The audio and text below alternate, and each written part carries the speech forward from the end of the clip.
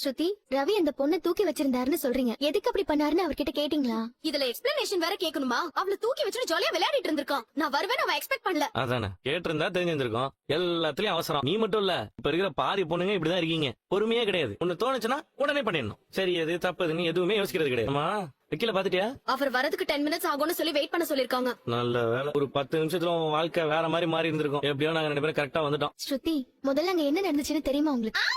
நிது, என்னாச்சு? எழுந்துருங்க. உங்களுக்கு ரொம்ப பெயினா இருக்கும். நம்ம ஹாஸ்பிடல் போலாம் வாங்க. அதுக்கப்புறம் ரவி அந்த பொண்ணை ஹாஸ்பிடல் கூட்டிட்டு போயிருக்காரு. வழிக்கு விழுந்து கால்ல அடிபட்டிருக்கு. உதவி பண்ணவரை போய் நீங்க இப்படி தப்பா நினைச்சிட்டீங்களே. பலகுருல ரவி எப்பவுமே என் அப்பா பேச்சு மீறி நடந்தது கிடையாது. நானும் இந்த ஓடுகளையும் நிறைய தடவை பிரச்சனை பண்ணிருக்கிறோம். இது வரைக்கும் ரவியால வீட்டுல எந்த பிரச்சனையும் வந்தது கிடையாது. அவன் வாழ்க்கையிலேயே வீட்டுக்கு தெரியாம பண்ண ஒரே விஷயம் உன்னை லவ் பண்ணி ஓடி போய் கல்யாணம் பண்ணிட்டதுதான். அது வரைக்கும் எந்த தப்பும் பண்ணாத ஒருத்தன் தைரியமா நின்னு உன்னை கல்யாணம் பண்ணிட்டான்ல, அப்ப அவன் உன்னை எவ்வளவு லவ் பண்ணிருக்கணும். அவனை போய் சந்தேகப்பட்டியே. அங்க நடந்ததை பார்த்து உங்களுக்கு கோவம் வந்தது தப்பு இல்ல ஸ்ருதி.